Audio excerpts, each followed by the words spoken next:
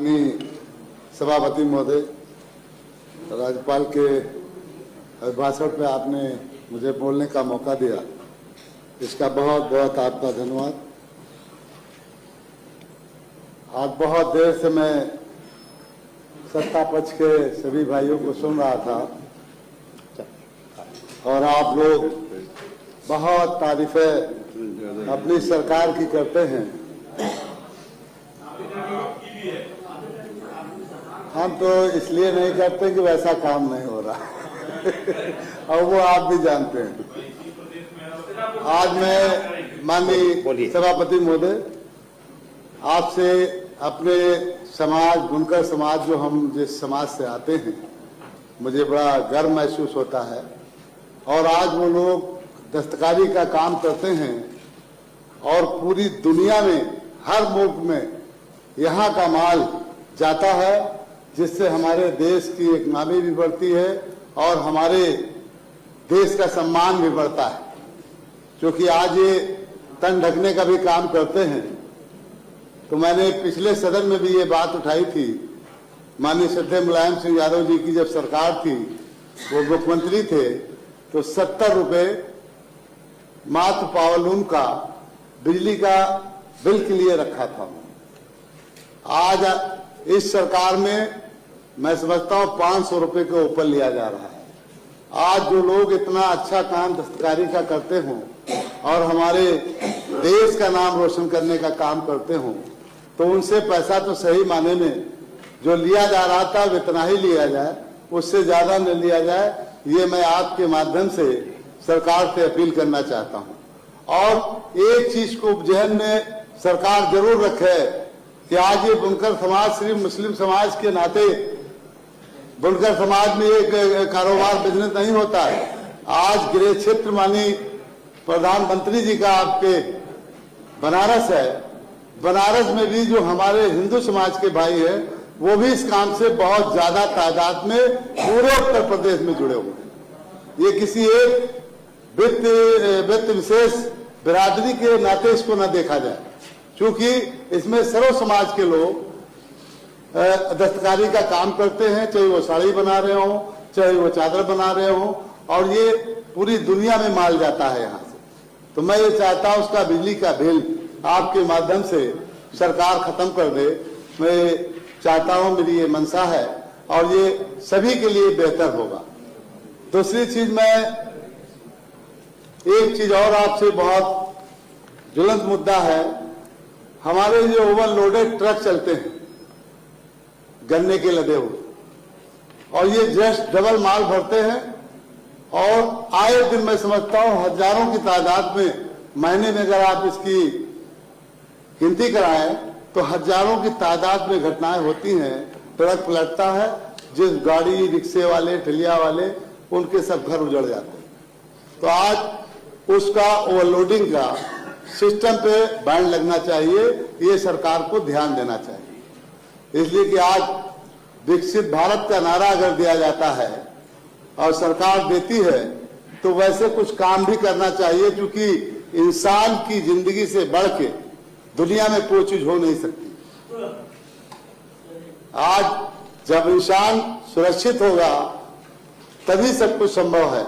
तो मेरी ये बहुत पुरजोर आपसे अपील है, और इसको मैं शायद पिछले सदन में भी इस बात को मैंने रखा था।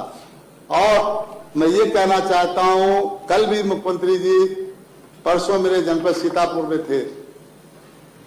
100 करोड़ रुपए का बजट अभी पास किया गया है। इस बजट में भी नैमिष धाम के लिए 100 करोड़ रुपए रखे गए, लेकिन यही पिछले साल के भी बजट में था। वहां पे ये क्वेश्चन है, विदेश से श्रद्धालु आते हैं, वहां पे इतनी आस्था रखते हैं। जनपद सीतापुर का हमारा गौरव है वो नैमिष धाम, और वहां पे गांठी लोलो गड्ढे हैं आज की तारीख में। आज जाके अभी जानकारी करा लें, सरकार के लोग सड़क पर हैं जी। मतलब वहां जाने के लिए आपने पैसा तो पिछले बजट में भी पास किया, इस बजट में भी पास किया, पैसा लेकिन वहां पे काम कोई नहीं हुआ। इसकी जानकारी करा लीजिए। नेता सदन बैठे हुए हैं, ये आदेश करके अधिकारियों से अभी पूछ सकते हैं। वहां कोई भी काम नहीं शुरू हो रहा है, जबकि वो इतना जरूरी काम वहां पे होना है, क्योंकि आज पूरी दुनिया से लोग वहां आते हैं, हर देश के लोग आते हैं। तो ये भी मुझे एक अपील है, बहुत जरूरी, इसको भी मैं समझ रहा हूं। रही बात, अभी बहुत संतोष भाई ने बहुत कुछ बताया, मैं ये कहना चाहता हूं, जो आज आवास आप बनाते हैं और 1,25,000 रुपये ग्रामीण क्षेत्र में देते हैं, क्या 1,25,000 रुपये में इस महंगाई में 2.5 लाख शहर का है? आप पता करिए, आपको पता नहीं है। देहात का ग्रामीण क्षेत्र का 1,20 है और ये शहर का जो है वो 2.5 लाख है, जो कस्बे में आप रहते हैं। आप जानकारी कर लीजिए। ठीक है जासमीर जी, बोलिए।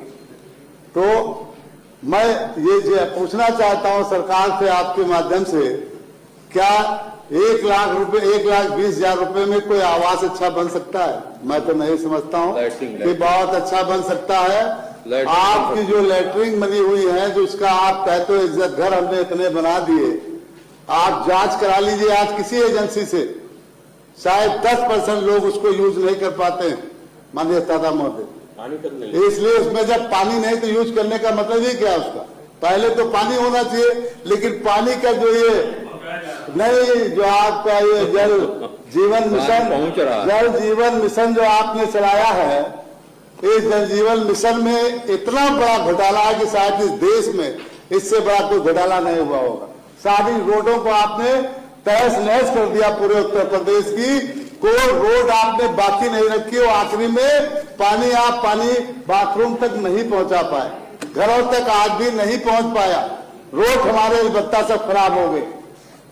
तो आज इस पे कम से कम मैं समझता हूं, जो आज महंगाई है, जो और इस वक्त जो गिट्टी सीमेंट का रेट है, उसके हिसाब से तो आज जब हमारी सरकार थी, लोया आवास के नाम से 3,70,000 रुपये उस टाइम पे आवास बनाने के लिए दिया जाता था।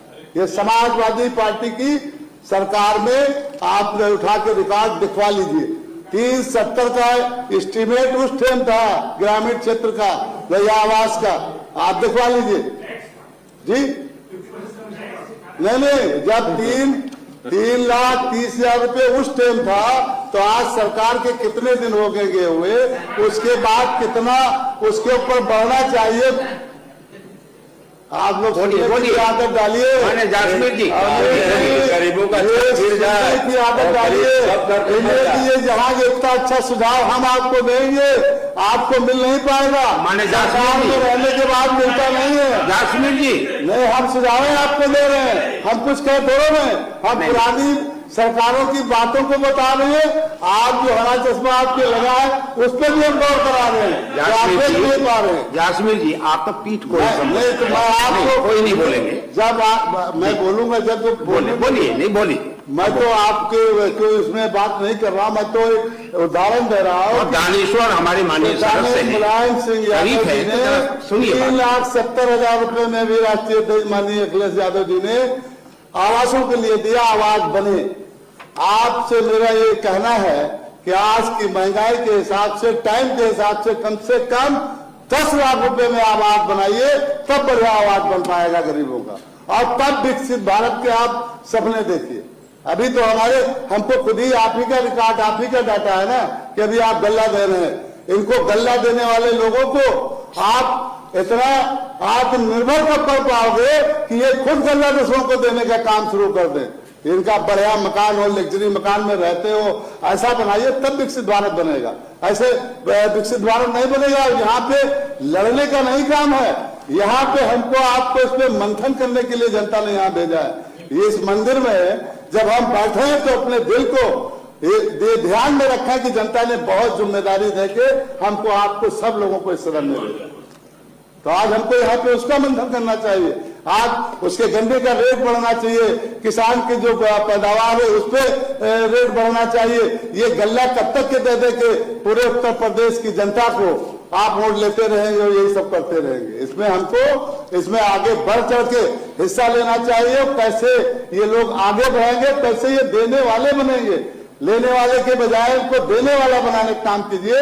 ये असली सरकार का काम है, हमारा सभी लोगों का काम है। अब विराम कीजिए, हो गए, देखिए 9:48 तो मेरे और ये सुझाव मैं जी। दे रहा हूँ ये, और जो बजट आज राशन का हुआ है, आया है, मैं इसका पुरजोर इसीलिए विरोध करता हूँ और विरोध करते हुए अपनी बात को खत्म करता हूँ।